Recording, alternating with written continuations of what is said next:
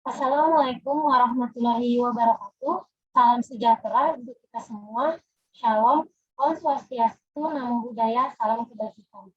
Halo teman-teman semuanya, perkenalkan kami dari kelompok 8 Praktikum Analisis Makanan kelas C, program studi S1 Farmasi dari Fakultas Farmasi Universitas Pancasila. Dengan dosen pengampu, Apoteker Dr. Handa Diana Selawati, Magister Sains, Apoteker Rahmatul Qodriyah, Sarjana Farmasi, Magister Farmasi. Dan di sini ada anggota kelompok, yaitu Ratna Ayu, Yosef Aksustati, Rima Tantra, Nesi Alivia, Widya Ekasari, dan saya sendiri, Alisa Alfamiti, juga sebagai koordinator. Kami akan mempresentasikan analisis kadar nitrit pada daging olahan. Salam Pancasila. Analisis kadar nitrit pada daging kali ini akan dibahas pertama, latar belakang, kedua, rumusan masalah dan tujuan, ketiga, teori dasar, keempat, dasar penetapan, kelima, alat dan bahan, keenam, cara penetapan, ketujuh, perhitungan, ke-8 pembahasan, dan ke-9 kesimpulan.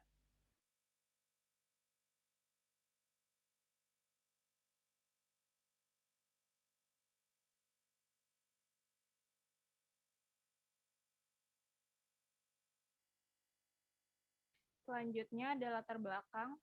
Daging merupakan salah satu sumber protein hewani yang banyak dibutuhkan oleh tubuh. Selain mengandung protein, daging juga mengandung komponen lain seperti mineral, lemak, dan karbohidrat. Daging merupakan bahan pangan yang mudah rusak karena aktivitas mikroorganisme seperti fungi dan bakteri. Sehingga dalam proses pengolahannya seringkali ditambahkan bahan tambahan pangan atau BTP, khususnya pengawet.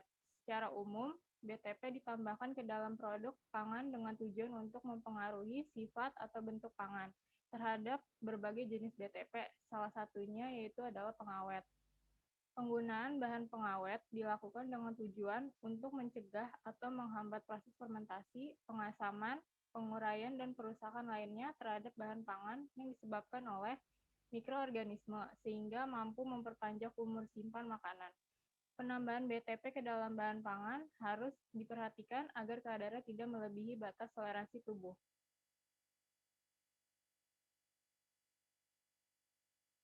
Selanjutnya, nitrit merupakan salah satu jenis bahan tambahan pangan atau BTP yang paling penting, terutama dalam pengolahan produk daging olahan.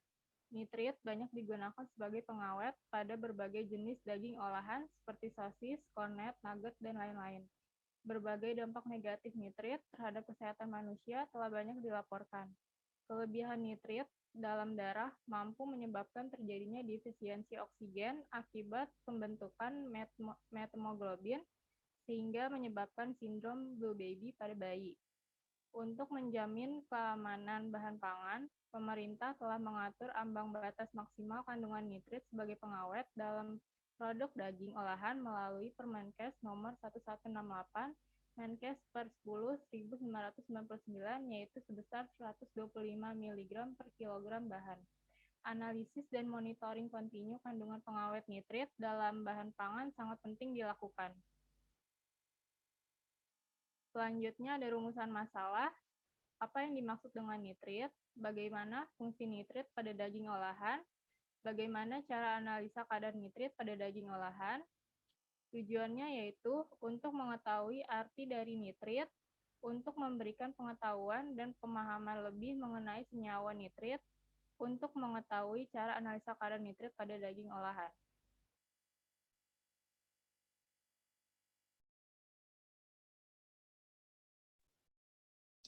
Selanjutnya nitrit.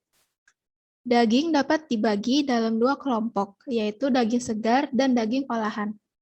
Daging segar ialah daging yang belum mengalami pengolahan dan dapat dijadikan bahan baku pengolahan pangan. Sedangkan daging olahan adalah daging yang diperoleh dari hasil pengolahan dengan metode tertentu dengan atau tanpa bahan tambahan. Daging dan produk olahannya yang berupa daging giling, kornet, dan berje banyak diminati masyarakat perkotaan. Daging dalam bentuk olahan ini ada yang menggunakan pengawet untuk menjaga agar tidak mudah rusak oleh mikroorganisme. Pengawet yang sering ditambahkan ke dalam produk daging olahan adalah garam nitrit. Analisis kadar nitrit secara spektrofotometri dilakukan dengan metode GRIS. Ion nitrit yang terkandung dalam sampel direaksikan dengan senyawa amina primer pada suasana asam, sehingga menghasilkan ion benzena diazonium.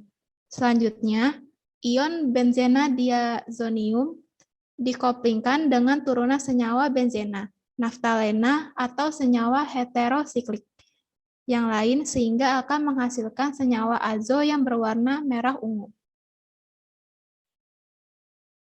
Uji penetapan kadar nitrit dalam daging. Dasar penetapan. Berdasarkan reaksi diazotasi asam sulfanilat oleh asam nitrit yang diikuti dengan reaksi kopling dengan alfa-naftilamin membentuk suatu zat pewarna azo yang berwarna merah jambu. Kemudian ditetapkan serapannya pada panjang gelombang 520 nanometer. Berikut adalah alat yang digunakan dalam analisis kadar nitrit. Yang pertama ada labu ukur 500 ml dan 50 ml, gelas piala 50 ml, blender penggiling daging, penangas air, batang pengaduk, kertas saring, spektrofotometer, panjang gelombang 520 nanometer, Erlenmeyer dan penutup kaca, serta pipet volume.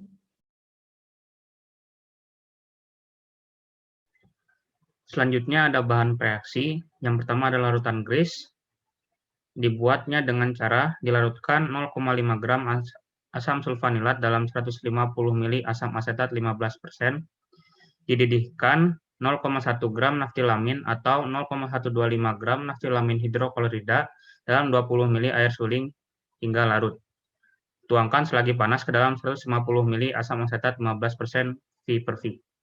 Campur kedua larutan, saring jika perlu, dan disimpan dalam botol kaca berwarna coklat.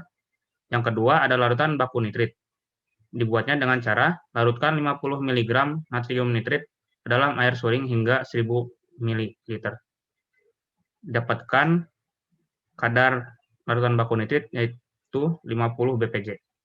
Dan ketiga, raksa 2 klorida jenuh. Cara penetapan kadar nitrit. Yang pertama, keluarkan contoh dari dalam kaleng, giling dalam blender hingga halus dan serba sama. Yang kedua, timbang seksama lebih kurang 5 gram contoh dalam gelas piala 50 ml, tambahkan 40 ml air bebas nitrit yang telah dipanaskan pada suhu 80 derajat Celcius. Campur, aduk dengan pengaduk kaca, kemudian pindahkan ke labu ukur 500 ml. Bilas gelas piala dengan air panas. Masukkan ke dalam labu ukur. Yang ketiga, tambahkan air panas ke labu ukur hingga lebih kurang 300 ml. Panaskan di atas penangas air selama 2 jam sambil sekali-sekali digoyangkan. Yang keempat, tambahkan 5 ml raksa 2 klorida jenuh. Dinginkan pada suhu kamar, kemudian diencerkan dengan air hingga 500 ml, kocok dan saring. 5. Pipet 50 ml larutan hasil penyaringan. Tambahkan 2 ml larutan GRIS, campur, dan biarkan selama 1 jam supaya terbentuk warna. Yang keenam, membuat belangko dengan mencampur 50 ml air dan 2 ml larutan GRIS. Yang 7, pipet 2 ml larutan baku nitrit, masukkan ke dalam labu ukur 50 ml, encerkan dengan air sampai tanda, tambahkan 2 ml larutan GRIS, campur dan biarkan selama 1 jam. Ukur serapan larutan contoh, serapan belangko, dan serapan baku pemanding pada panjang gelombang 520 nanometer. Berikut adalah cara perhitungan kadar nitrit, di mana dapatkan A1 per A2 dikali dengan P dikali dengan 100 dan dibagi dengan B dengan satuan miligram per kilogram. Keterangannya yaitu A1 merupakan serapan larutan contoh, A2 merupakan serapan larutan baku pemanding, B merupakan bobot contoh dalam gram, P merupakan faktor pengenceran, ditempatkan faktor pengencernya 10, dan 100 dapatkan dari pipet 2 ml, kemudian dikali dengan konsentrasi baku nitrit, yaitu 50 bpj. perhitungan pada kadar nitrit sampel 1 didapatkan serapan 1 yaitu 10,7251 mg per kilogram, serapan kedua 11,3306 mg per kilogram, dirata-ratakan dapatkan 11,0279 mg per kilogram atau ditulis 11,03 mg per kilogram. Dan pada sampel 2 bisa dilihat dengan datanya.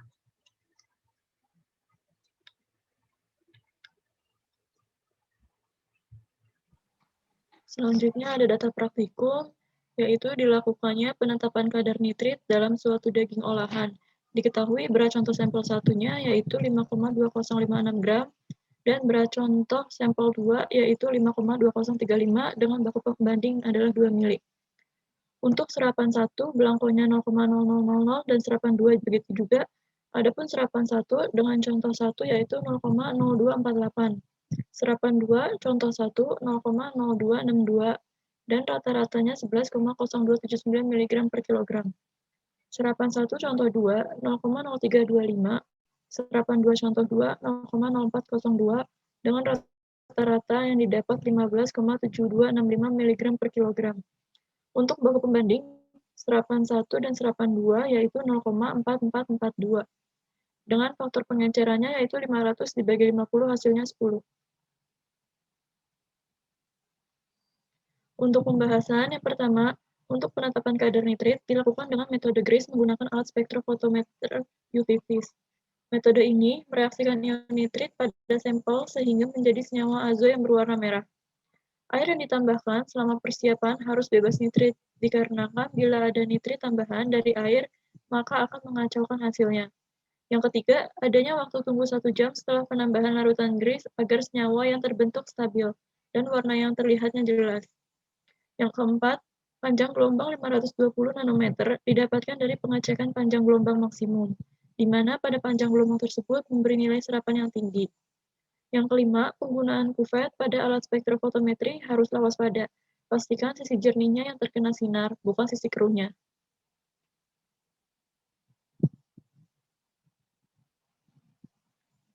Adapun kesimpulan dan saran, untuk kesimpulannya sendiri, berdasarkan hasil penelitian terhadap penentuan kadar nitrit pada daging olahan dihasilkan data bahwa untuk kadar nitrit sampel 1, serapan 1 hasilnya 10,7251 mg per kilogram.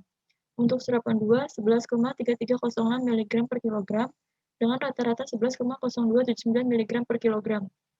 Adapun kadar nitrit sampel 2, serapan 1, 14,0608 mg per kilogram, serapan 2, 17,3921 mg per kilogram, dengan rata-rata 15,7265 mg per kilogram. Adapun sarannya yaitu dalam proses praktikum harus dilakukan dengan sangat teliti. Uji kadar nitrit perlu dilakukan secara kualitatif dan kuantitatif.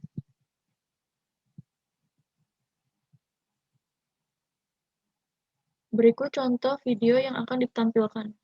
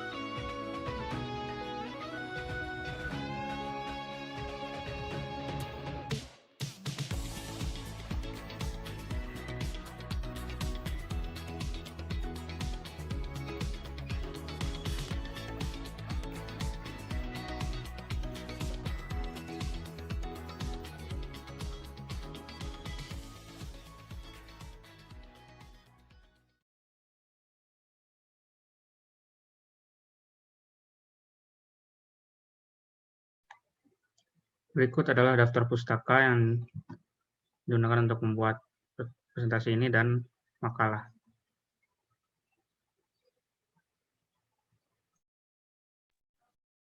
Yang presentasi dari kelompok kami, kelompok 8, materi analisis karbohidrat pada daging olahan.